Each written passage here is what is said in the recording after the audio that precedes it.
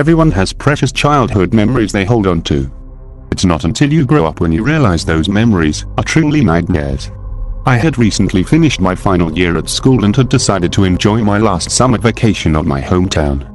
It sounds strange since college is where all the parties and fun summer events are held. Also, since this was the last time I could enjoy such events, but I've gotten a taste of it last year and it's not my type of thing. My parents rarely use my childhood home anymore, they only use it in the beginning of each year for a month or two. So I decided to live there for the time being. My parents told me they were fine with it over a phone call, saying as long as I pay the bills, which I was fine with.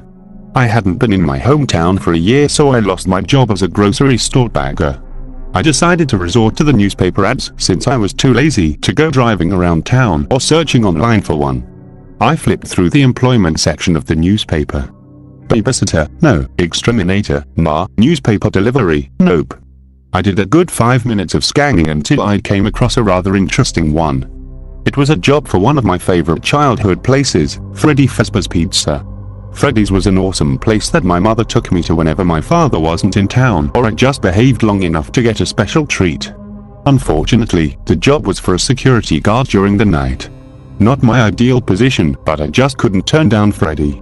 I immediately circled the ad with my pen and called up the pizzeria. They said I could have the job without getting an interview. They just asked for my name, Mike Schmidt, and my age, 23. I was then told that I could start this fall. November to be exact. I was a little surprised. This fall. I began to rethink even working here, but then I remembered all the cash I earned while at my job in college. I'd have enough money to get by a couple months before November. I decided to take the job. Yes.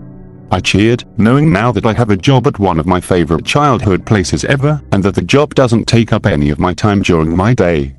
I then went upstairs to my old room to sleep, knowing I'd be alright this summer and coming winter. The next day, I decided to take a little tour of my old town. I did a good walk down Main Street, went through the community park, and even passed by Freddy's. It was good to look at the place again. I didn't want to go inside because I'm sure people would find it weird for a grown man with no child to walk into a children's place of happiness. Basically, I looked like a pedophile. While walking down one of the busiest streets in my town, I saw a newspaper article stating murder case of 5 children reopens in bold letters on the top. I didn't want to take too long of a glance at it, but then I realized that the picture to go along with the title was Freddy Fazbear. I was confused and decided to take a copy and read it. Supposedly, a man dressed up like Freddy Fazbear and lured children away from their parents to kill them. I was shocked and disgusted with whoever would do this. The next couple of months weren't eventful. None of my childhood friends returned home like I did, even knowing I was here. I saw some old relatives and my parents thought about visiting me, but blew me off. Heck, I even went out on 2 dates with this beautiful girl who I realized was just using me to get back at her ex. I didn't really even do anything special besides that. I just laid around on my couch watching movies and TV shows. Things went on and on like that until November came. November 8th to be exact. It was my first day on the job. I had little money left, so it was good to finally start getting an income again. Night number 1, it was Monday night, and I was about to head out to the pizzeria. I was a bit excited and worried at the same time. Excited because I was starting a new job at one of my favorite childhood spots, and worried because I would be there all night. I was planning on sleeping the whole day to rest up for the rest of the night, but I just couldn't fall asleep. Oh well, I said to myself, not giving it too much thought. When I arrived at Freddy's, a man was waiting outside for me. "Hello, are you the owner here?" I asked. "Who wants to know?" He responded. "I'm Mike Schmidt, here for the night watch job." I said. "Oh yes. How could I forget? Who else would be here at 12 am? He chuckled. "Neighborhood watch," I added, laughing slightly. "Are you the one who's going to teach me the basics?" I continued. "No, I'm just the owner, as you guessed. I'm here to just give you a pair of keys to the place. Your mentor left a message for you in the security office. Well, here you go." He handed me the keys. "Remember, your shift always starts at 12 am and doesn't end until 6 am. You got it?" he asked, sounding a bit anxious. "Yes, of course, sir," I replied. "Good. Well, good night, son. Don't mess this up, or else you're out," he said, walking towards his car. "Good night," I called, but I do not think he heard me. I then opened the door to the place. Fortunately he left it unlocked for me. Not that it's much of a deal if it wasn't. After all, I had keys. I then looked around the place. A huge sense of nostalgia hit me like a ginormous wave. I then recalled sitting at the party tables with my mother and friends, eating pizza and watching Freddy and the band sing. I then looked to the stage. There they were. Freddy, Kicker, and Bonnie. Oh, how nice it was to recite those names again. After I relived my childhood memories, I then scanned the rest of the building, looking for the security office. My guess was that it was in the back of the building, which it was. I peeked in to see that there was no one in there. I walked into the room somewhat annoyed by the sounds of the rotary fan. I thought about turning it off, but then I realized how warm the room was. I had no choice but to keep it running. I also noticed a little beep sound going off every couple seconds. I located the sound to be a message machine. I pressed the play button. A voice came on. I was surprised and wondered who it was. Was it my mentor? Hello? Hello? Hello? Hi. I'm the old security guard at Freddy Fazbear's Pizza. Hopefully you are getting this message. I need to explain to you what to do. Now, I'm actually finishing my last week here, that's why you're getting my job. I got my hours changed to 8,111:30 p.m. since I didn't have to up so late anymore. Sorry, that's your job now. Now, let me explain to you the basics so you can get through your first week. Now, on the table you're hopefully at, you should see a tablet. I glanced over the table and saw that the man was right. There was a large tablet with grey trim sitting on the table. I picked it up and turned it on. If you see it, turn it on. The first thing you should see is a camera view of the main show stage, along with a lot of different square buttons on a map. Those square buttons are actually all security cameras that you need to check every now and then to make sure someone or something didn't break into this place. The map is actually a whole layout of Freddy Fazbear's Pizza, so you can get a pretty good idea of where things are. Now, I know what you are thinking.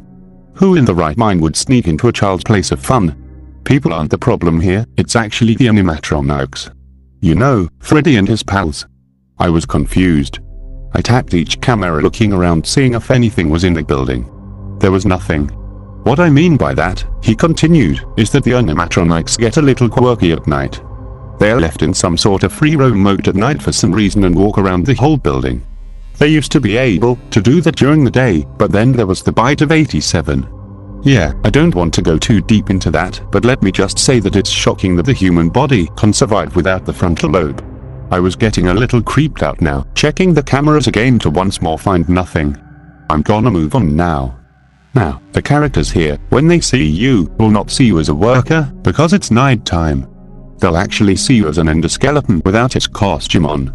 Now, since that's against the rules here at Freddy Fazbear's Pizza, they'll try to forcefully shove you into a Freddy Fazbear suit. Now, that would not be so bad if it weren't for the suits being filled with animatronic devices and crossbeams, especially around the facial area.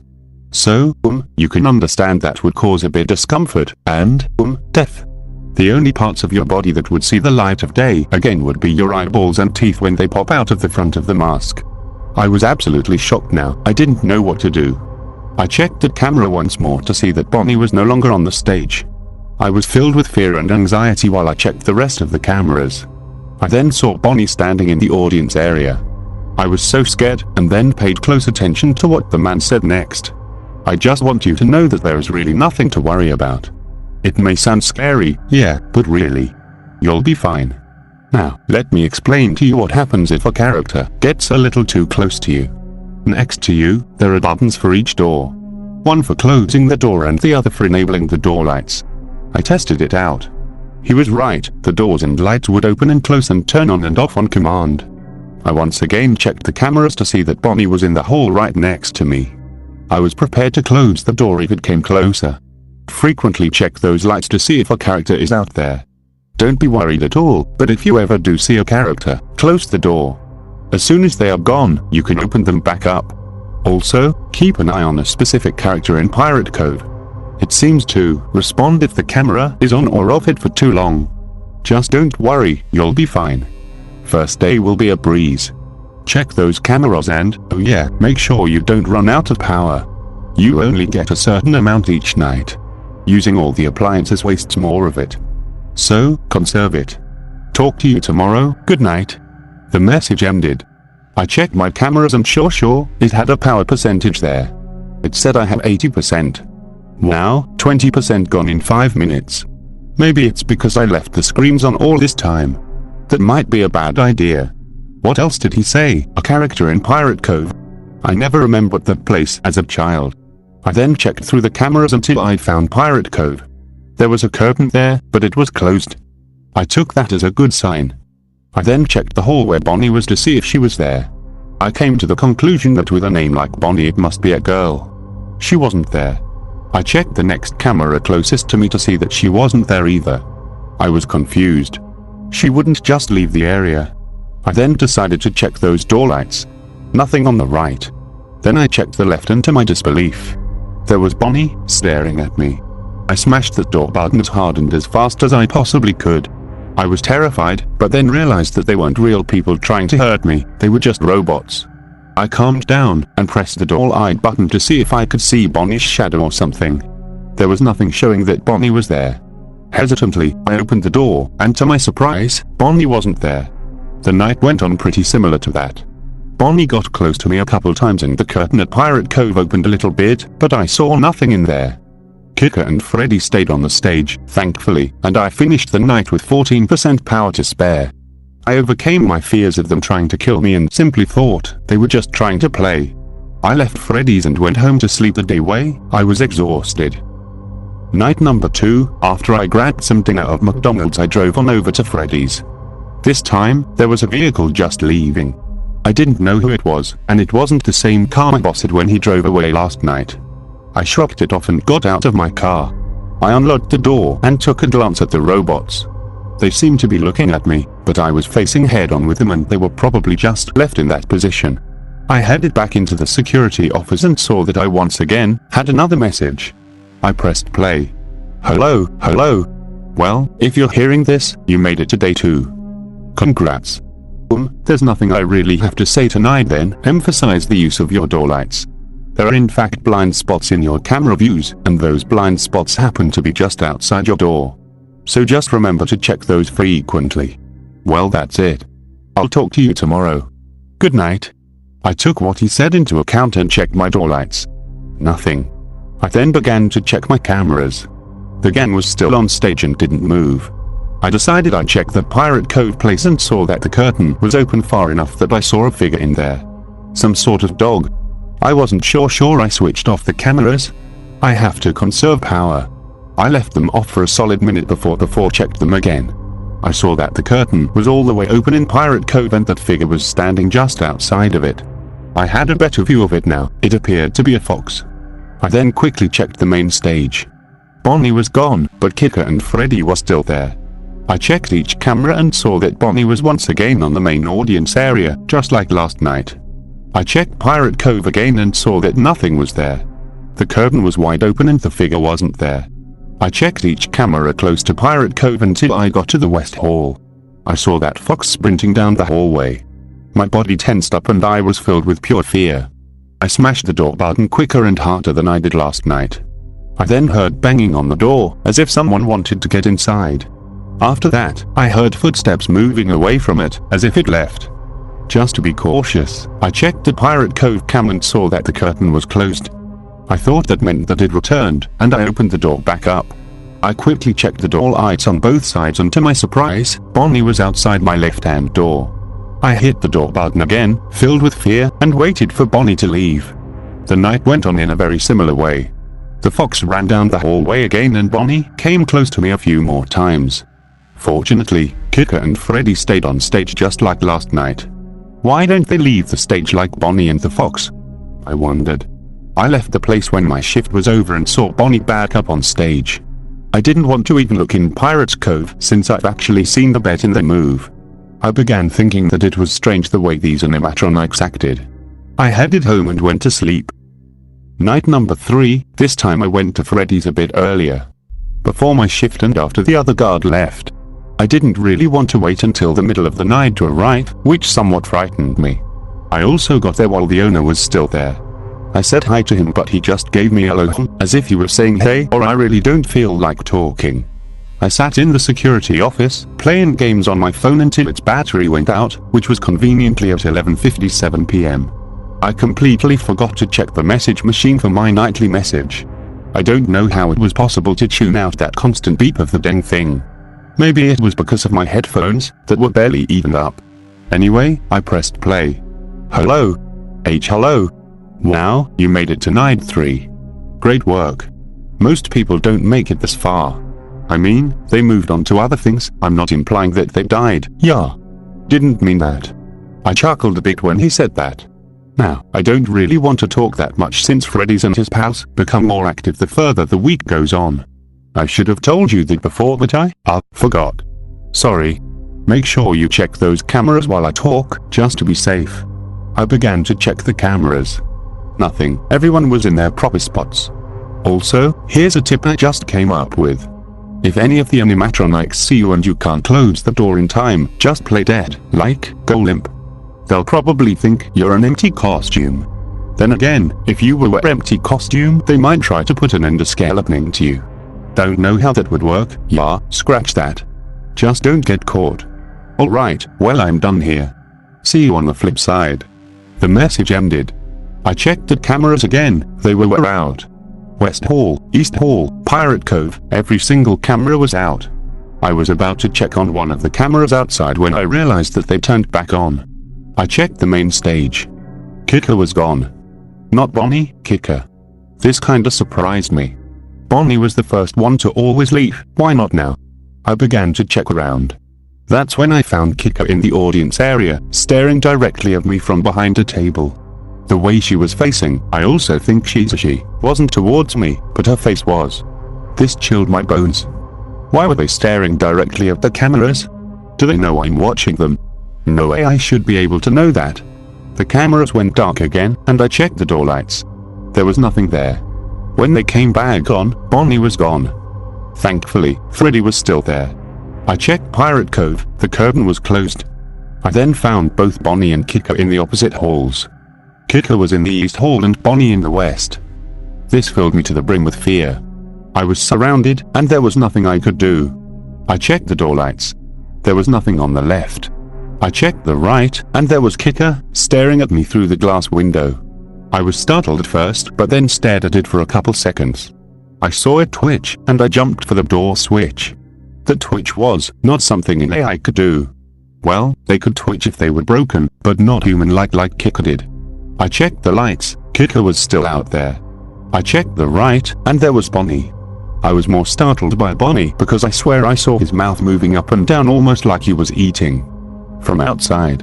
This caused me to immediately hit the door button. I was surrounded, more than I was when they were with the halls. I could do absolutely nothing but pray. I didn't open the doors for the rest of the night. It caused me to lose all my power right before 6, but my praying paid off. Nothing came to get me. I didn't leave that security office until the owner showed up because I was so scared.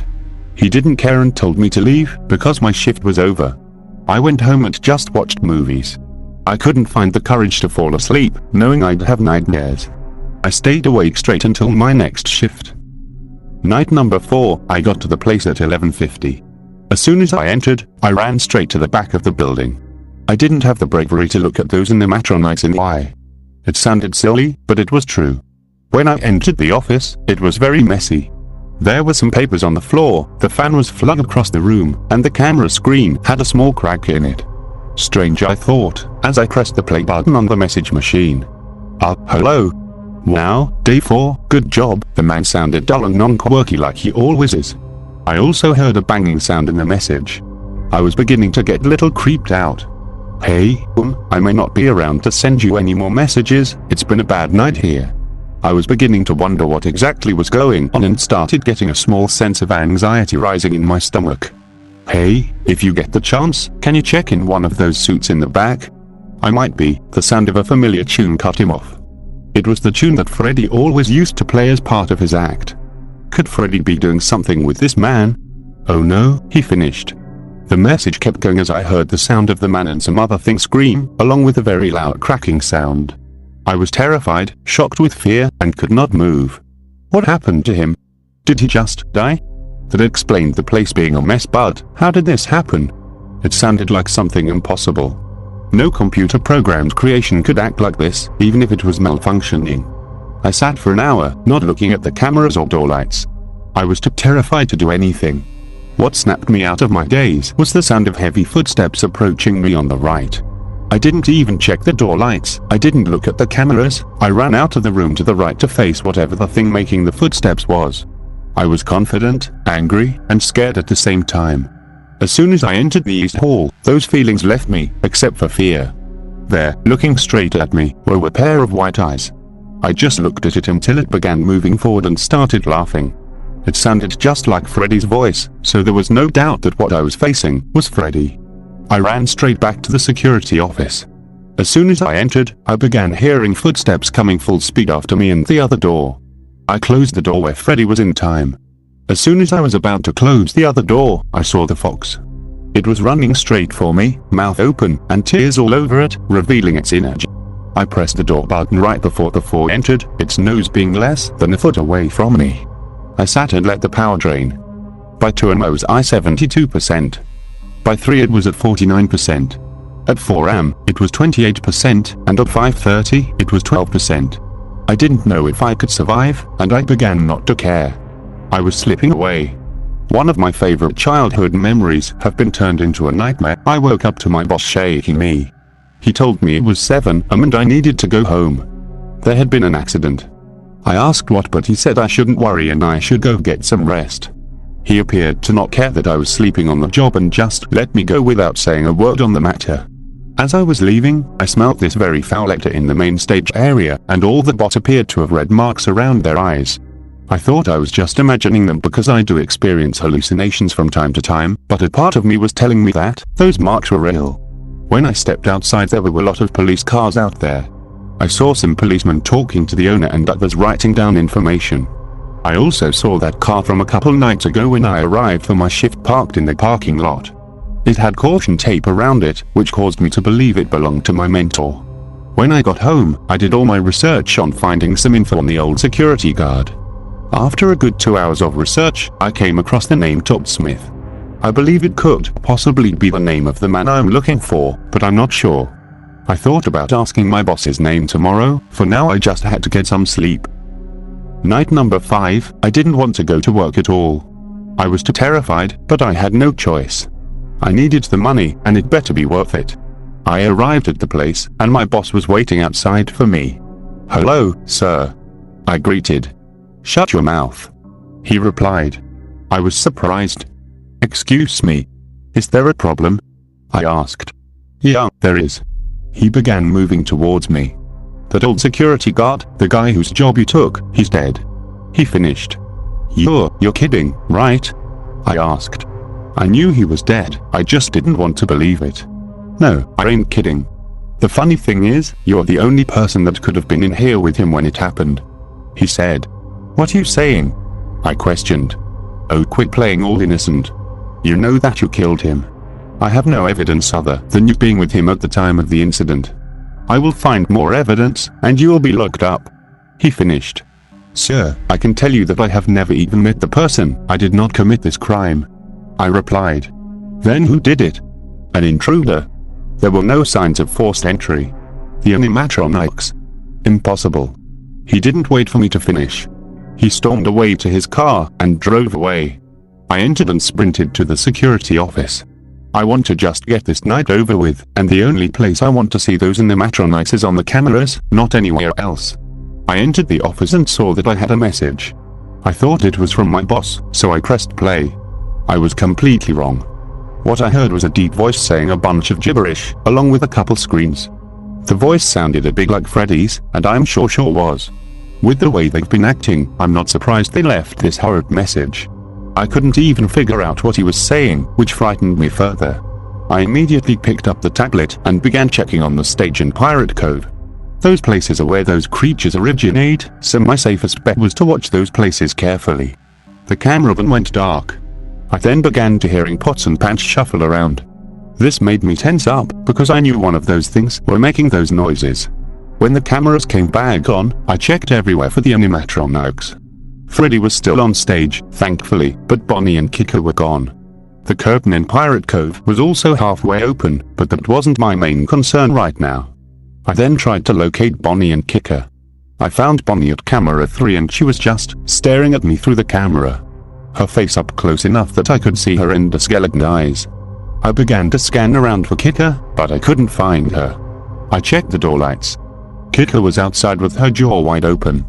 I closed the door to avoid her getting in. As soon as I did that, I began hearing Freddy's tune play. I checked the cameras and saw Freddy in the audience area, and I could only see those white eyes. I checked the door lights and saw Kika was gone, so I opened the door. I checked the cameras again. Bonnie and Kika were now standing on opposite sides of Freddy. I checked Pirate Cove. The curtain was wide open. I closed the door immediately, knowing soon the fox would be here. I then checked the cameras and saw laying next to Bonnie was that fox. Its eyes were wide open, but it was limp. The camera then went black, and Freddy's tune then got slower and more, well, demonic sounding. The cameras came back on, and I saw that now, in front of the whole gang, was a limp Freddy Vespersuit, with eyes poking out of the front of the mask, with streams of blood stained down the sockets. The cameras went dark again, and the tune picked up speed gradually. I began hearing footsteps close in at every angle and I hit both the doors shut as soon as I could. I then blacked out. I woke up to banging on the door. I checked the time. 5:55 am. I checked the cameras and saw that each animatronic was in their respective spot. I thought my boss showed up early and wanted to come in. So I opened the door. When I did, I saw that same Freddy Vespersuit with the eyes poking out of the front. I was sure could also see some teeth, but I didn't look too close. The last thing I noticed was a big on its chest. It was the same one as Kika's, only there was dry blood over it. I ran away, I left the building and I drove away as fast as I could. 2 days later, I received a letter in the mail with my check from Freddy's and you fired. Note. I didn't care. I wanted a different job now. I didn't want to spend another day in that place. I contacted the authorities and told them about what I experienced in that place, but they told me I should get some rest. Yeah, right. What happened in the place for kids was not right. There was something very wrong. I heard the place is scheduled to close down soon, but have a grand reopening next year. All I know is that whatever went on in there could not be achieved by an AI-controlled suit. I now see that what I truly loved as a kid was all a big, nightmarish lie.